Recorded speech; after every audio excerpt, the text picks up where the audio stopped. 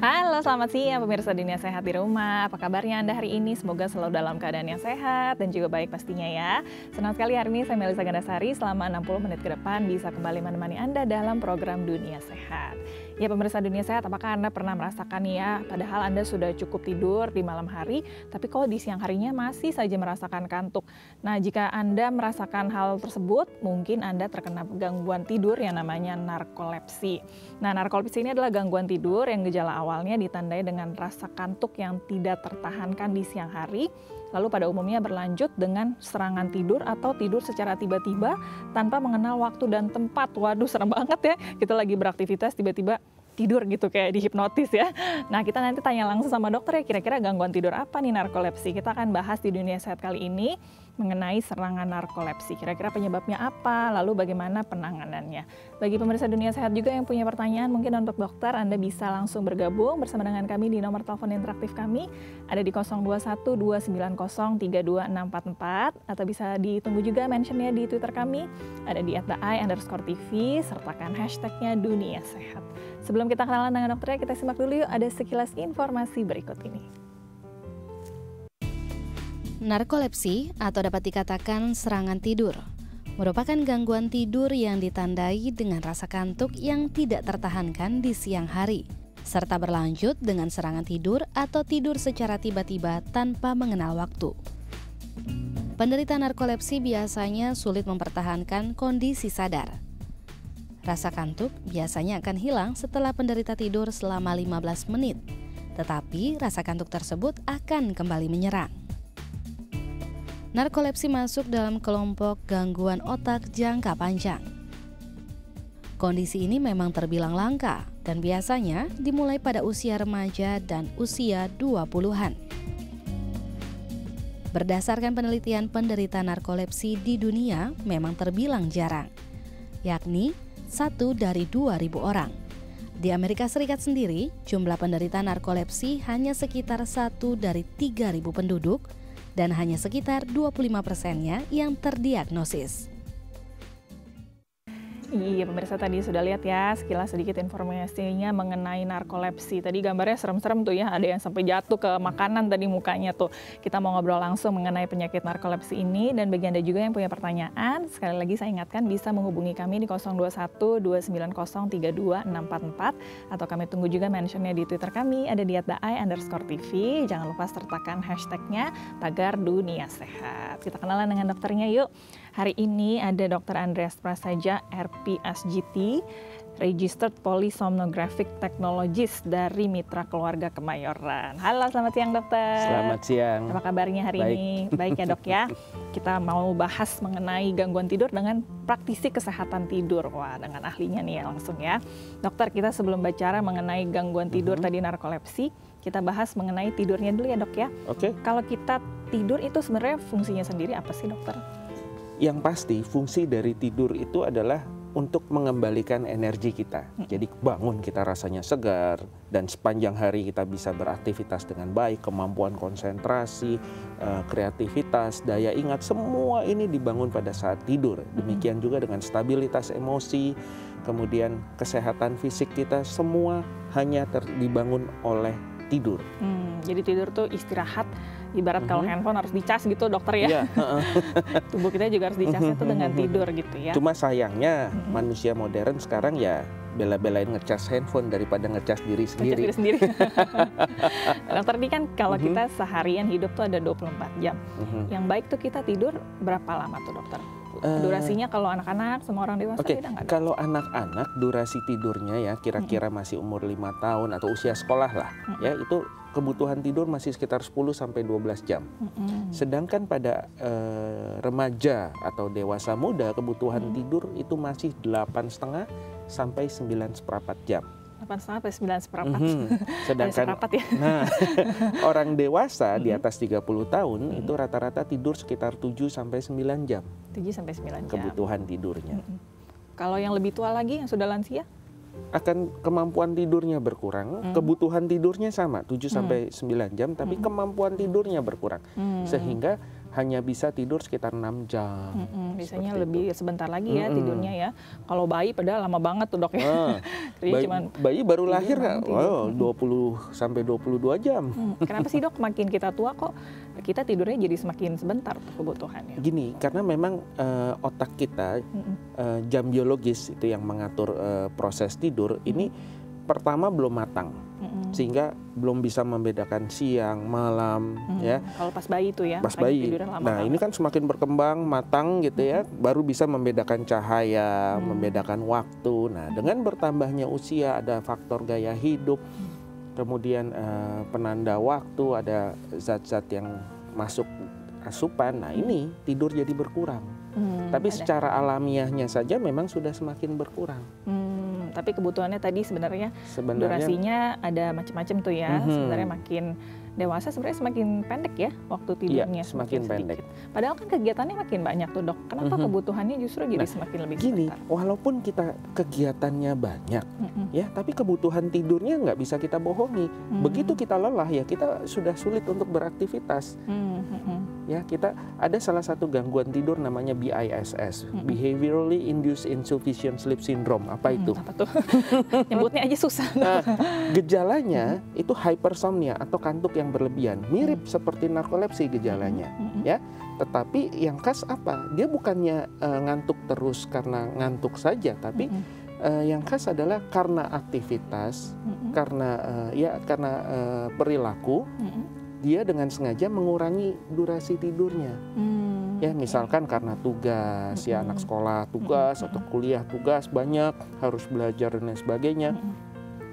Yang sudah kerja lembur, deadline dan lain sebagainya, sehingga waktu tidurnya kurang. Nah, pagi hari bangun nggak segar, siang terus mengantuk, ya. Malam tidurnya pendek, begitu weekend balas dendam, tidur terus. Ya. Tidurnya sore, bangunnya udah sore lagi. Balas dendam akhirnya. Ini mirip seperti narkolepsi tapi beda, penyakit yang berbeda. Itu bayar tidur aja gitu ya dok ya. Oke. Nah dokter tadi kan kita sudah bicara mengenai durasi tidurnya. Tapi kalau kualitas tidurnya beda lagi ya dok ya. Ada yang tidurnya walaupun sudah lama tapi mungkin tidak berkualitas. Kalau tidur yang berkualitas itu yang seperti apa sih dok? Gini, tidur yang berkualitas kalau di kami kita harus lihat dari gelombang otak tidurnya. Di mana ada tahapan-tahapan tidur. Tahap tidur ringan, N1, N2 itu sedang, N3 tahap tidur dalam, dan tahap tidur R atau tahap tidur mimpi. Nah, tidur ringan itu sekitar 5% dari total tidur. Tidur sedang 50%, tidur dalam 20-25%, dan tidur mimpi 20-25%. Itu kualitas yang bagus. Ini baru kualitas yang bagus. Nah, kalau buat yang di rumah nih, saya tidurnya udah sehat belum ya? Taunya dari mana? Gimana tuh dok?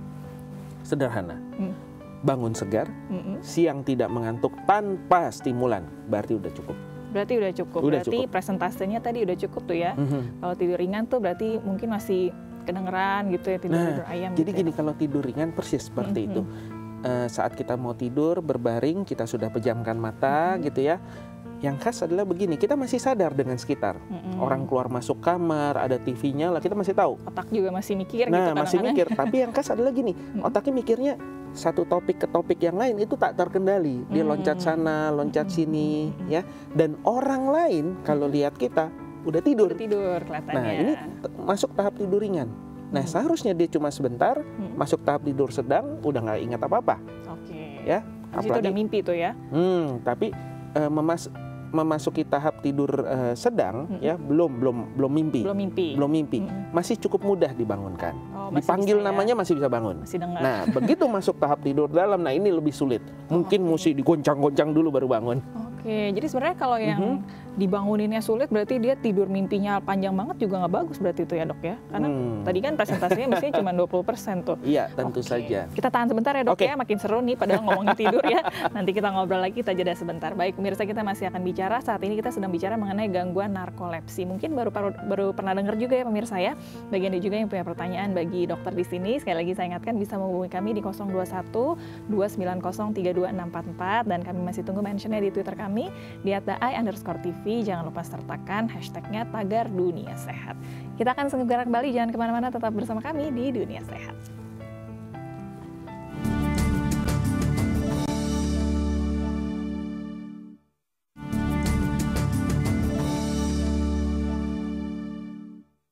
Anda kembali lagi di Dunia Sehat pemirsa. Saat ini kita masih membahas mengenai gangguan tidur narkolepsi. Bagi Anda yang punya pertanyaan kepada dokter di sini, sekali lagi saya ingatkan bisa menghubungi kami di 021 290 32644 atau kami tunggu mentionnya di Twitter kami di @daai_tv sertakan hashtagnya Dunia Sehat. Kita lanjut lagi ngobrol dengan Dr. Andreas Prasaja, RPSGT, Registered Polysomnographic Technologist dari Mitra Keluarga Kemayoran. Dokter, tadi kan kita sudah bahas nih ya mengenai tahapan-tahapan tidur nih, ada yang tidur sedang, tidur yang sudah mimpi, tidur yang sampai dalam begitu. Kalau tadi dibandingkan dengan kualitas tidurnya, yang paling berpengaruh baik pada tubuh kita pada saat yang kapan? Semuanya penting. Semuanya penting. Semuanya penting karena begitu berkurang pasti ada yang terganggu. Misal jika tahap tidur dalam terganggu, ya biasanya tekanan darah akan terganggu, sistem metabolisme badan jadi terganggu, jadi cenderung gemuk kalau tidur dalamnya kurang. Ya, kalau tidur mimpinya yang berkurang, itu kemampuan otak yang berkurang, kreativitasnya, ketelitiannya. Ya, kalau pada pria juga termasuk kemampuan ereksinya juga akan terganggu. Oh gitu, karena memang ada hubungannya dengan ada otak hubungannya ya? dengan. Oke, berarti kalau yang mimpi. saya tidur nggak pernah mimpi itu nggak bagus juga ya dok? Gini. Ada kan gitu nggak sadar gitu. Sebenarnya tidur mimpi di tahap tidur R itu kan 20-20% dari total tidur. Ya, ini sepanjang malam dia akan terjadi berulang kali. Normal bisa 4-6 kali kita bermimpi setiap mimpinya malam. Putus-putus gitu ya dok ya. Dan bisa berbeda-beda, bisa nyambung. Tetapi kita bisa ingat bisa enggak. Jadi sebenarnya mungkin kita tidur mimpi, tapi kita nggak ingat gitu ya dok. Kemungkinan besar itu. Oke, jadi kadang-kadang juga sebenarnya kita ingat kita mimpi, tapi ditanya mimpinya apa, nggak gitu apa ingat ya dok ya. Gitu. Karena kalau isinya hanya keseharian biasanya kita nggak ingat. Tapi kalau berkesan gitu ya, ketemu mantan gitu, dikejar-kejar monster gitu ya, yang serem gitu kita akan ingat. Baru keingat biasanya. Oke. Nah dokter tadi sudah bicara mengenai durasi tidur, kualitas tidur. Sekarang kita masuk ke gangguan tidurnya dok ya. Kalau gangguan tidur sebenarnya ada berapa macam dok? Banyak sekali gangguan tidur, tapi gini, kita bahas gejalanya dulu ya. Kalau penyakit kan ada gejalanya seperti demam itu kan baru gejala. Penyakitnya bisa demam tifoid, demam berdarah atau flu gitu ya. Nah, kalau pada gangguan tidur atau penyakit tidur, gejalanya yang utama nih ada 3. Insomnia, parasomnia, hipersomnia. Boleh dijelasin satu-satu tuh. Insomnia ini kesulitan untuk tidur, mempertahankan tidur, mudah terbangun, sulit tidur kembali, yang menyebabkan gangguan fungsi di siang hari. Ini insomnia. Parasomnia adalah gerakan atau vokalisasi yang tidak normal terjadi pada saat tidur. Misalnya? Sleep talking, sleep walking, sleep texting. Ngigo, jalan pas tidur gitu gampangnya dok ya. Atau whatsappan lagi tidur, itu juga bisa sering terjadi sekarang. Nah yang terakhir adalah hypersomnia. Hipersomnia adalah kantuk yang berlebihan di siang hari, walaupun durasi tidur udah cukup. Oke, insomnia, parasomnia, hipersomnia. Itu masing-masing ada lagi di dalamnya macam-macam ya dok. Macam-macam. Jenisnya ada macam-macam. Oke, sekarang kita langsung masuk ke narkolepsinya deh dok ya. Kita fokus nih. Sekarang masuk ke narkolepsi. Kalau dari gejalanya tadi yang terakhir kayaknya ya, hipersomnia. Jadi narkolepsi itu yang pertama kali penyakit tidur yang pertama kali ditemukan. Oh, justru yang paling pertama. Yang pertama. Jadi ya insomnia sih udah dari dulu gitu ya, tapi sejarah kedokteran tidur di tahun 50-an itu dimulai dengan penemuan narkolepsi ini. Ya. Apa itu dokter narkolepsi? Jadi narkolepsi ini kantuk yang berlebihan, hypersomnia yang hebat ya. Dia ada 4 gejala yang khas. Pertama adalah hypersomnia, kantuk berlebihan tadi. Kedua dia ada hypnagogic hallucination yang disertai dengan sleep paralysis. Ya, kalau bahasa awam di Indonesia dikenal dengan istilah ketindian atau arap-arap. Mau tidur nggak bisa. Setengah sadar, setengah nggak bisa ya. bergerak. Nah, kemudian yang terakhir adalah katapleksi. Jadi ada 4 gejala khas. Katapleksi itu jika dipicu oleh emosi yang kuat, emosi apa aja, termasuk gembira. Jadi marah, sedih, gembira, dipicu oleh emosi yang kuat, tiba-tiba ototnya jadi lumpuh, lemas. Padahal lagi bangun. Dalam kondisi terjaga.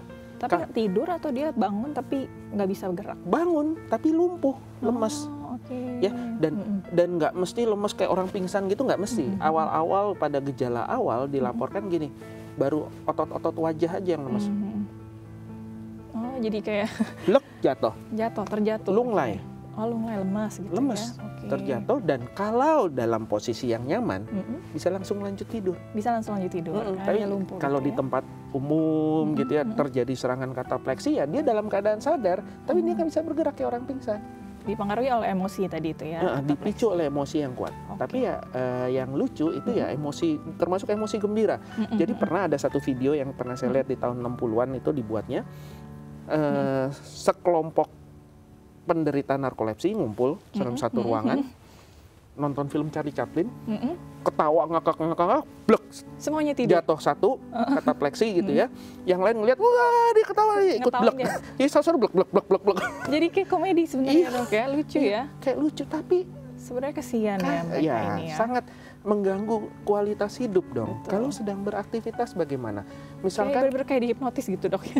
Hampir seperti itu. Jadi bayangkan jika penderitanya seorang remaja atlet. Betul. Mau nge-shoot basket, excited kan, tiba-tiba lemas jatuh kayak orang pingsan. Oke, waduh. Sebenarnya tadi diceritain ini agak lucu, tapi sebenarnya ini cukup mengkhawatirkan kalau terjadi pada kita ya dok ya. Nanti kita bahas lagi penyebabnya apa nih tiba-tiba bisa lumpuh seperti ini ya. Nanti kita bahas usai jeda. Baik, pemirsa, kita masih bahas lagi nih mengenai gangguan tidur narkolepsi, dan bagi Anda juga yang punya pertanyaan sudah tidak sabar nih, mungkin pernah merasakan gejala-gejala yang tadi sudah disebutkan oleh dokter, bisa menghubungi kami di 021 290 32644, dan kami juga masih tunggu mentionnya di Twitter kami di @daai_tv, sertakan hashtagnya Dunia Sehat. Sebelum jeda saya punya info sehat, tips agar tidur nyenyak di malam hari. Ini dia. Pemirsa Dunia Sehat, banyak penelitian mengungkapkan bahwa waktu tidur yang cukup dan berkualitas dapat meningkatkan kemampuan daya ingat dan penerimaan informasi seseorang. Berikut tips agar Anda dapat tertidur nyenyak di malam hari. Membatasi tidur siang. Tidur siang dapat menjadi penyebab mata sulit terpejam di malam hari. Untuk mencegah hal ini terjadi, disarankan untuk menghindari tidur siang atau membatasi waktu tidur siang Anda, yakni tidak lebih dari 25 hingga 30 menit. Hindari olahraga keras sebelum tidur. Olahraga berat yang dilakukan sebelum tidur dapat membuat seseorang merasa segar dan membutuhkan waktu yang lama untuk menenangkan diri. Disarankan menggantinya dengan kegiatan relaksasi yang menenangkan seperti yoga, membaca buku, mandi dengan air hangat, ataupun mendengarkan musik. Hindari makan berat. Makanan berat dapat membuat sistem pencernaan bekerja keras. Jika Anda merasa lapar di malam hari, disarankan untuk mengkonsumsi makanan kecil seperti biskuit, sereal, ataupun susu.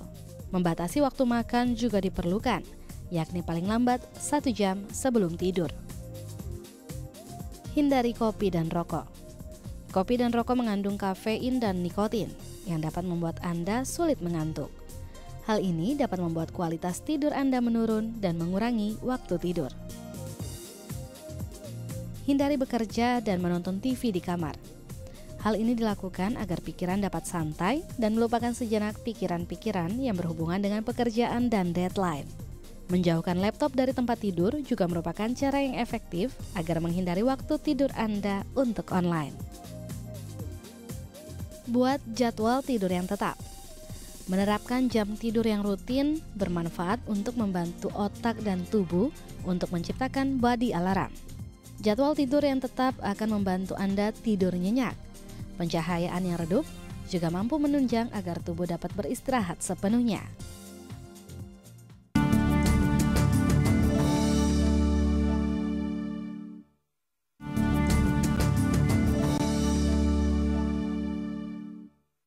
Anda masih bersama kami di Dunia Sehat, pemirsa. Kita masih membahas mengenai gangguan tidur narkolepsi, dan bagi Anda yang punya pertanyaan untuk dokter, sekali lagi saya ingatkan bisa menghubungi kami di 021 290 32644, dan kami masih tunggu mentionnya di Twitter kami di @daai_tv, sertakan hashtagnya Dunia Sehat.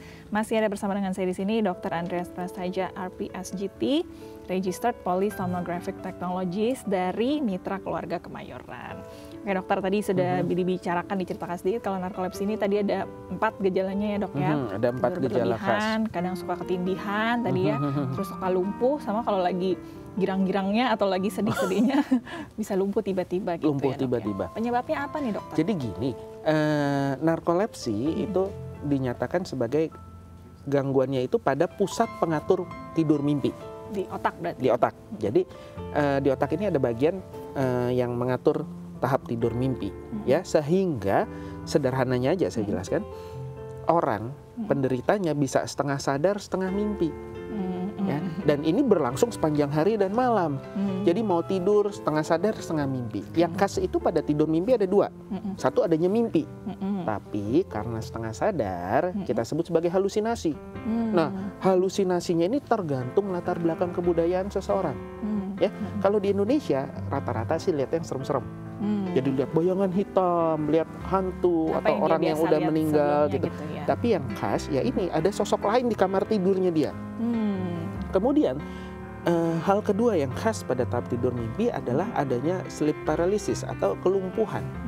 Ya, ini sebenarnya mekanisme pengaman tubuh supaya badan tidak bergerak-gerak mengikuti isi mimpi. Badan ini dibuat lumpuh. Memang sudah dibuat sudah mekanismenya seperti itu. Nah, sekarang masalahnya setengah sadar, setengah mimpi kan. Dia lihat yang serem-serem, badannya nggak bisa bergerak, mau lari nggak bisa, nafas juga seolah-olah kayak tertindih. Itu kalau ketindihan tuh ya rasa-rasanya gitu. Pada orang normal ketindihan, erap-erap ini bisa terjadi kalau kurang tidur yang parah. Lagi capek banget ya. Capek sekali, kurang tidur yang parah sekali sehingga dari wakefulness gelombang otaknya bisa bercampur dengan tidur mimpi. Karena tidur mimpi yang paling penting buat otak. Begitu kurang dia rebound dulu, dibanyakin dulu. Ya, jadi mekanismenya seperti itu. Nah, tetapi kalau sering terjadi dan disertai gejala-gejala lain, kita curiga ke narkolepsi. Oh, gitu. Ini kenapa sih gangguan si pusat mimpinya bisa jadi terganggu nih, Dok? Ada banyak hal, ada genetika, jadi hipokretinnya kurang gitu ya, sel-sel penghasil hipokretin di hipotalamus juga terganggu. Hipokretin apa sih, Dokter? Ini adalah neurotransmitter yang dihasilkan otak. Ya, ini bisa untuk mengatur irama tubuh ya, termasuk emosi juga. Nah, dia mengatur sleep and wake, kondisi terjaga, kondisi tidur. Nah, ini terganggu dia. Zatnya kurang. Kalau kita ambil cairannya, diukur bisa hipokretinnya itu kurang. Nol. Bisa sampai bisa nol. sampai nol. Nah, penyebabnya genetik, turunan, ya. Pada beberapa kasus cedera di area belakang kepala ada yang pernah sekali saya ketemukan ini karena heat stroke. Jadi karena dia kebetulan dia tentara gitu, terus berjemur gitu kepanasan sehingga heat stroke pada area belakang kepala. Kasusnya ini banyak nggak sih, Dokter, orang kena narkolepsi? Kayak kita jarang di dengar Indonesia ya, penelitiannya memang belum ada, tapi data-data di luar negeri, di Amerika tuh ya kira-kira 1 dari 3.000, 0,03%, 0,05%, memang nggak banyak. Dan pengalaman di klinik kami itu dari 10 pasien yang kita curigai narkolepsi, ya ada 10 kira-kira, mungkin hanya 2 atau 3 yang positif narkolepsi. Selebihnya ternyata hypersomnia yang disebabkan oleh penyakit tidur yang lain. Oke, tapi mirip-mirip dengan itu gejalanya. Iya, tapi bukan narkolepsi. Karena narkolepsi tadi kata kuncinya mungkin hipokretinnya tadi yang kurang itu. Jadi ya? kalau ada kecurigaan narkolepsi, kita harus pemeriksaan seksama dulu terlebih dahulu, baru kita memberikan pengobatan. Karena mungkin kalau narkolepsi ini bukan lagi dari gangguan kebiasaan tidur, tapi sudah ke fisik ya, Dok ya, biologis gitu ya. Jadi gini, kalau ada kecurigaan narkolepsi, pemeriksaan tidurnya kan tetap ya di laboratorium tidur, tapi bukan pemeriksaan tidur yang biasa. Kalau yang biasa itu pemeriksaan tidurnya dari malam sampai pagi hari selesai. Nah, kalau untuk narkolepsi dari malam sampai pagi hari di laboratorium tidur, kemudian kita bangunkan, mandi dulu, apa segala, sudah. Nanti kita mulai lagi dengan multiple sleep latency test atau MSLT. Nah, ini pasien akan kita minta untuk tidur siang berulang kali. Nah, kita lihat nih, begitu dia tidur, berapa cepat dia jatuh tidur, dan begitu tidur masuk gelombang otak apa. Nah, kalau dia masuk tidur gelombang otak mimpi, lebih dari 3 kali positif. Oke, karena positif tadi ya kalau yang narkolepsi itu yang mimpi sama setengah sadarnya dan itu. Cepat sekali, nggak ada 5 menit udah tidur. Sleep onset yang normal itu kan 10 sampai 20 menit.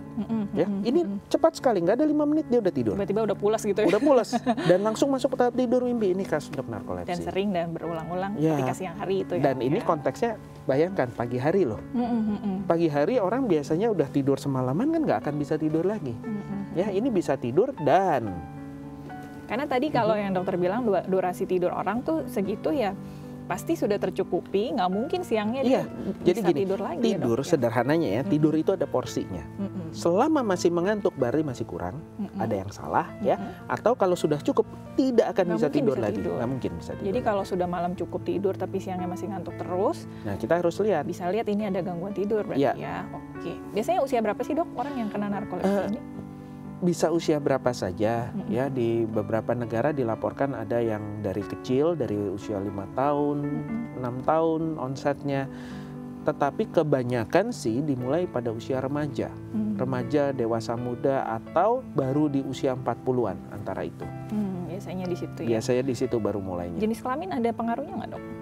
Sama saja. Sama aja. Sama aja. Cuma yang ya itu tadi, dari merasakan gejala terganggu sampai terdiagnosa dan dirawat itu rata-rata antara 3 sampai 5 tahun. Oke. Karena Sulit ya. sulit untuk Betul, mendiagnosa narkolepsi itu sulit. Karena gangguan tidurnya juga banyak. Tadi yang kalau sudah masuk ke hypersomnianya juga banyak tadi. Banyak, bisa teman-temannya ya. karena mendengkur, bisa karena syaraf kaki. Jadi kalau pas dipastiin ini narkolepsi, terdiagnosanya juga sulit ya, Dok, ya, pada akhirnya. Oke, nanti kita bicara lagi ya, Dok, ya. Kita juga masih menunggu telepon lagi dari pemirsa nih, bagi Anda yang punya pertanyaan pada dokter. Mungkin dari tadi sudah dengar ceritanya, mungkin sedikit merasakan ya, ada gejala-gejala yang disebutkan oleh dokter, tapi mungkin bukan narkolepsi juga nih, bisa langsung tanya ke dokter. Bisa menghubungi kami di 021-2903-2644, atau kami tunggu juga mentionnya di Twitter kami, ada di @i_tv, sertakan hashtagnya Dunia Sehat. Kita harus jeda sebentar kembali, tapi sebelumnya saya punya info sehat, minuman sehat yang dapat membantu tidur nyenyak. Ini dia. Pemirsa Dunia Sehat, kualitas tidur seseorang mampu mempengaruhi kesehatannya. Sayangnya, setelah bekerja seharian, tidak semua orang bisa mendapatkan tidur yang berkualitas. Berikut beberapa minuman sehat yang dapat membantu agar tidur Anda tetap nyenyak. Sereal gandum. Gandum merupakan yang utama dalam minuman sereal yang juga merupakan sumber vitamin B, fosfor, besi, seng, dan magnesium. Kandungan mineral yang tinggi dalam sereal gandum bisa membantu mengendurkan otot-otot dan membuat tidur lebih nyenyak. Jus cherry. Hasil studi yang diterbitkan dalam Journal of Medicinal Food pada Juni 2010 lalu mengatakan bahwa buah cherry mengandung melatonin yang dapat membantu mengatur siklus tidur agar lebih santai dan nyenyak. Smoothie pisang. Tak hanya rasanya yang enak, memblender satu buah pisang dan susu dapat membuat badan merasa santai. Hal ini dikarenakan adanya kandungan mineral kalium yang ada pada pisang dapat membuat otot-otot di seluruh badan merasa rileks. Teh hijau tanpa kafein. Kandungan asam amino theanin yang terdapat pada teh hijau terbukti membantu mengurangi stres dan dapat membuat tidur nyenyak. Sebelumnya, pilihlah teh hijau yang tidak mengandung kafein yang tinggi. Air kelapa murni. Selain dikenal sebagai minuman yang menyegarkan, air kelapa juga dapat membuat tubuh menjadi rileks, sehingga Anda dapat tidur dengan nyenyak. Air kelapa merupakan sumber potasium dan magnesium, juga vitamin B yang dapat mengurangi stres.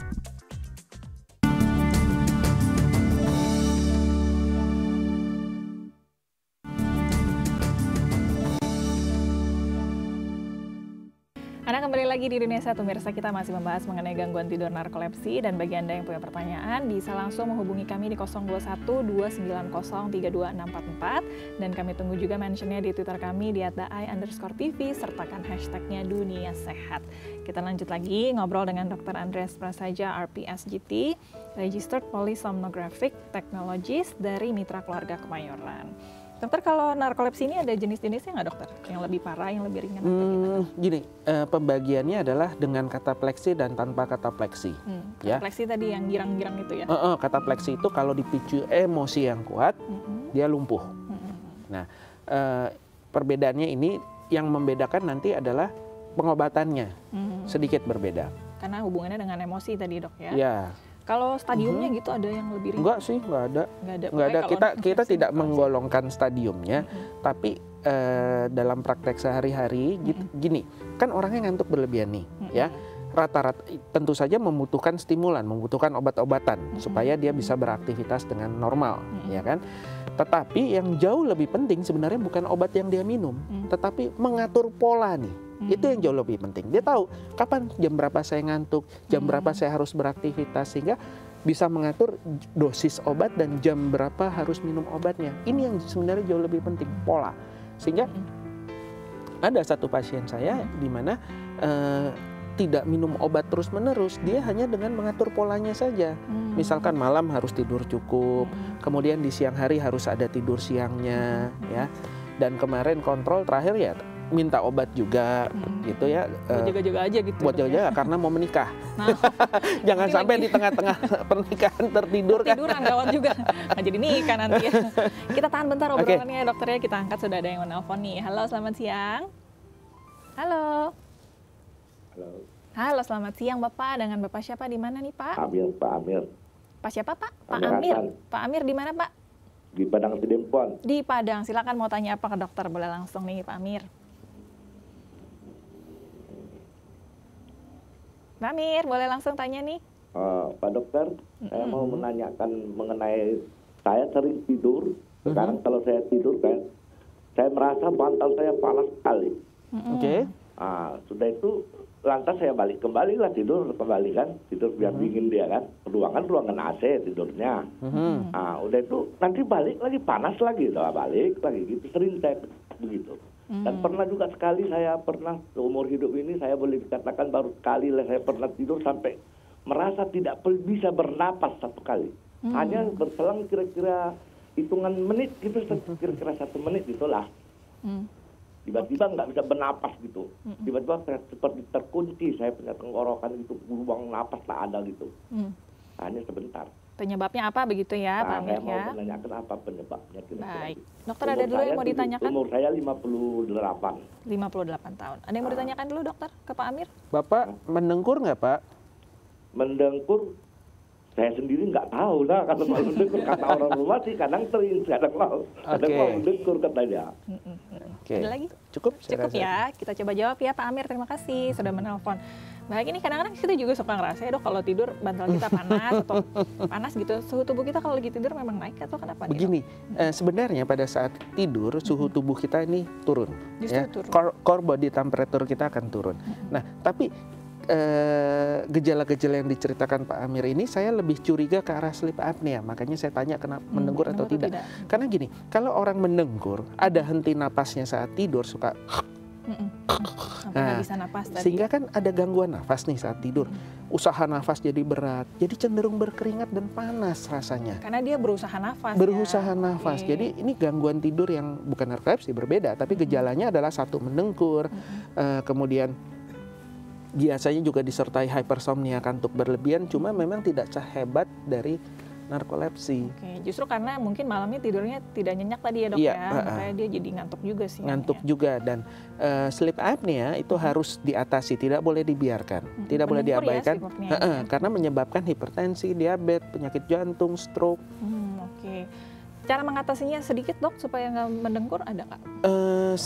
Kita harus periksakan untuk melihat apakah ada gangguan nafas atau tidak. Tapi yang bisa dilakukan terlebih dahulu di rumah adalah cobalah lebih banyak tidur dalam posisi miring terlebih dahulu.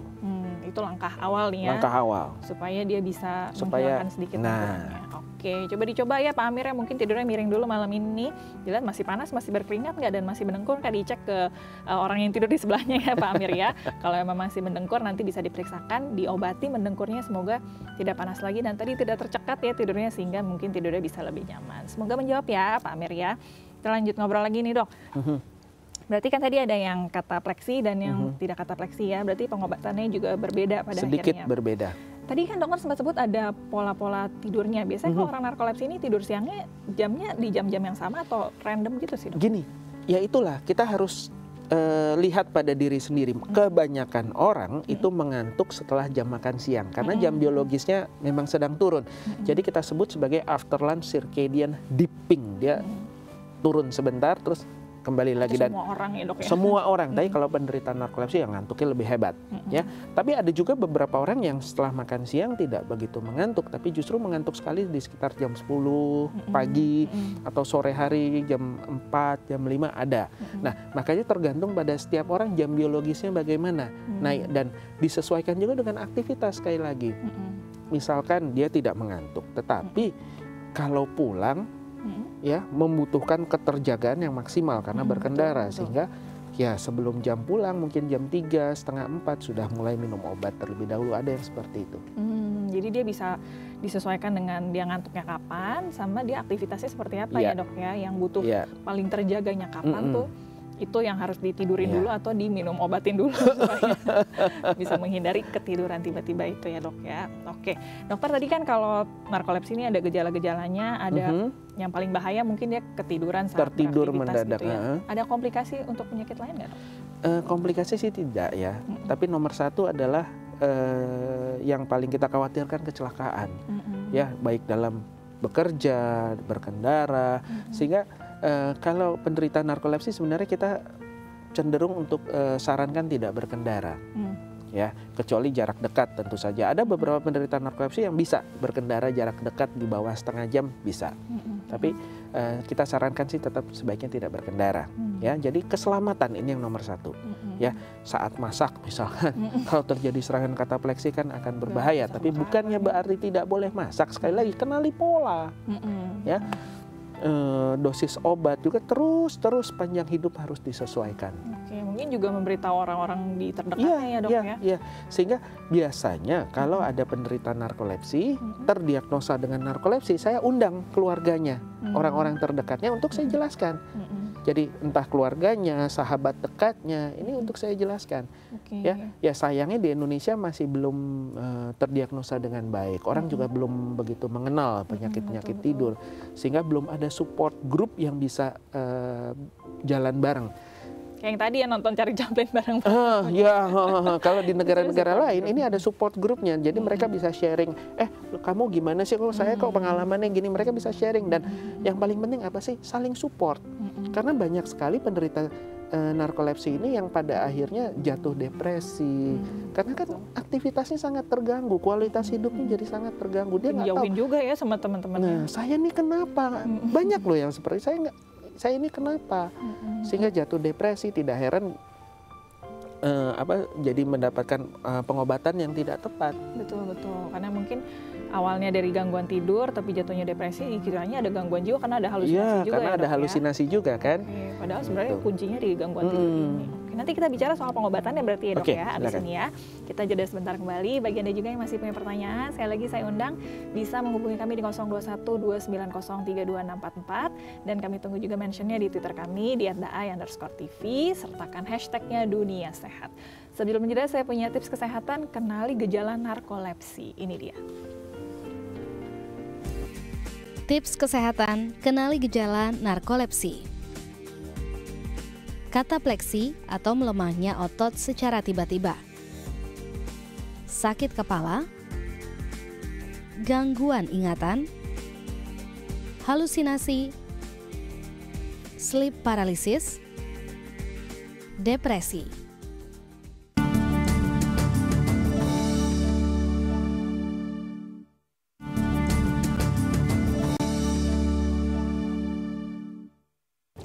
Terima kasih pemirsa, Anda masih bersama dengan kami di Dunia Sehat. Kita masih membahas mengenai gangguan tidur narkolepsi dan masih ada bersama dengan saya di sini Dr. Andreas Prasaja, RPSGT, Registered Polysomnographic Technologist dari Mitra Keluarga Kemayoran. Nah dokter, tadi sebelum jeda sudah janji ya, kita mau bahas soal pengobatannya nih. Kalau memang sudah terdiagnosa terkena narkolepsi, pengobatan apa yang harus dilakukan ya dokter? Pertama, kita harus pemeriksaan dulu. Ya, sebelum pemeriksaan yang rumit-rumit, yang paling sederhana, catat kebiasaan tidur. Jadi jam berapa naik tempat tidur, jam berapa bangun ya. Selama 2 minggu paling tidak sudah tercatat terlebih dahulu. Waktu malam. Iya, malam. Dan kalau ada tidur siang juga dicatat. Ini untuk apa? Kapan nih ngantuknya? Gitu ya. Jadi kita tahu si pasien ini benar tidurnya sudah cukup atau tidak. Ya jangan-jangan kurang tidur ngantuknya kan. Nah kemudian baru kita lakukan pemeriksaan tidur yang disertai dengan MSLT yang saya ceritakan tadi. Jadi dibagi 5 tidur siang, ya. Jadi harus ikut instruksi, ayo tidur gitu kan. Bangun. Ya saat bangun ya nggak boleh tidur, tahan, nonton TV apa dulu aktivitas. Ayo tidur lagi, kita gelapkan kamarnya, ditidur. Seperti itu. Nah dari situ baru kita tahu. Nah setelah kita terdiagnosa baru kita rencanakan pengobatan. Merencanakan pengobatan tidak bisa kayak diktator gitu. Nih kamu minum obat jam segini, obatnya ini nggak bisa seperti itu. Karena per pasien akan berbeda pola aktivitasnya, pola tidurnya. Kita juga harus teliti terlebih dahulu. Makanya yang saya ceritakan tadi catat itu nanti manfaatnya adalah untuk dalam pengobatan juga. Nah, disesuaikan dengan aktivitasnya. Disesuaikan ya. Kapan dosisnya. lagi seger? Nah, kapan dan kita mulai dari dosis terkecil tentu saja kita cari yang ideal sampai dosis berapa kayak dititrasi gitu. Nah, kalau dalam dosis kecil aja hasilnya sudah bagus ya sudah kita hentikan di situ ya. Paling kontrol per bulan kontrol untuk melihat dosis pengobatan apakah masih cukup atau mulai muncul gangguan lain karena misalkan katapleksi. Tidak semua penderita narkolepsi itu katapleksinya sering. Ada katapleksi tapi jarang-jarang gitu. Nah, dia tahu kalau muncul katapleksi ini saat-saat apa. Biasanya kalau saat dia memang stres berat, pekerjaannya loadnya lagi banyak. Nah, dia tahu. Emosinya jadi naik turun. Nah, itu dia di pagi hari dia sudah konsumsi untuk mencegah jangan terjadi katapleksi. Berarti obatnya ini kebalikannya obat tidur begitu ya dok ya? Iya, jadi Supaya semacam dia bisa stimulan, semacam stimulan yang sayangnya di Indonesia ini masih agak sulit ya, karena dilarang. Dihitungnya masih masuk golongan narkoba berarti karena harus bisa menstimulasi begitu. Harus ya? bisa menstimulasi. Jadi ada obatnya yang di Indonesia ada, tapi ada 2 jenis lagi yang di Indonesia belum masih masuk. Bisa masuk. Nah, kita harap dalam waktu dekat bisa masuk. Karena penting ya, jangan sampai dia ketiduran atau dia apalagi kalau lagi berkendara. Kita tahan sebentar obrolannya ya dok, sudah ada yang telepon lagi, kita angkat dulu nih. Halo, selamat siang. Halo. Halo, siang. Selamat siang Bapak, dengan Bapak siapa di mana nih Pak? Saya dengan Coki nih Bu, di Jakarta Bu. Bapak Coki di Jakarta, silakan mau tanya apa langsung ke dokter boleh? Iya, ibu saya sih sebenarnya Bu. Ibu saya umurnya 55 tahun, dia keluhannya kalau dia bangun tidur tuh kalau apalagi kalau lagi sepi Bu ya, dia di dada atasnya tuh di atas dada merasa sakit itu Bu. Itu sebenarnya kenapa ya? Oke. Ya dokter ya. Merasa apa? Maaf? Sakit ya dadanya, dada atasnya sakit ketika baru bangun tidur ya? Iya. Oke. Ada apa yang mau ditanyakan dulu dok? Mendengkur tidak? Ada mendengkur ibunya Pak Coki? Itu sih kurang paham sih ya. Oke. Belum saya tanyakan ke ibu sih ya. Oke, baik. Itu saja ya, cukup dokter? Ya udah cukup. Coba dijawab ya Pak Coki ya dengan informasi yang ada. Bagaimana nih dokter kalau yang setiap bangun, ibu usianya 55 tahun, setiap bangun dadanya sakit dok? Gini, tergantung juga ada beberapa kemungkinan. Ada 2 kemungkinan. Pertama adanya sleep apnea atau henti napas saat tidur mendengkur tadi. Itu kan otot dada berusaha menarik udara lebih banyak sehingga otot-ototnya jadi nyeri, itu bisa. Kedua, ya kemungkinan ada gangguan pada fungsi-fungsi jantung, kita harus pertimbangkan. Yang terakhir adalah kemungkinan adanya reflux. Jadi asam lambungnya naik. Nah, ini kan menyebabkan asam lambung ini menyebabkan ya rasa panas sih, beda, bukan sakit, lebih ke panas. Heartburn kita sebut. Oke, berarti mungkin kalau dari gangguan tidur mungkin mendengkur, tapi diperiksakan juga fungsi-fungsi organ yang lain organ ya. yang lain, jantungnya bagaimana, lambungnya gimana. Atau mungkin yang lain ya. Oke, baik. Pak Coki mungkin bisa dicek dulu nih ibunya mendengkur apa enggak ya. Bisa ditanya dulu, ibu malam-malam mendengkur enggak? Kalau enggak mungkin bisa dicek organ-organ lainnya. Semoga bisa segera ditemukan penyakitnya dan disembuhkan ya. Kita angkat satu telepon lagi ya dok ya. Silakan. Halo, selamat siang. Halo. Selamat siang Ibu. Selamat siang Ibu, dengan Ibu siapa di mana nih Bu? Ibu Ida di Jakarta. Ibu Ida di Jakarta. Langsung boleh tanya ke dokter nih Ibu Ida. Umur saya 64 tahun Bu Dok. Iya. Saya waktu 8 tahun sudah pensiun. Waktu saya masih bekerja, teman saya bilang, kok kamu nggak pernah ngantuk? Memang saya tidak pernah ngantuk. Tapi sekarang setelah beberapa bulan terakhir ini saya susah tidur. Susah tidur justru ya? Susah tidur. apalagi malam, saya susah tidur. Saya sudah di ring jantungnya, ada darah tinggi, ada gula. Oke, baik. Pertanyaannya kenapa jadi sulit tidur ya?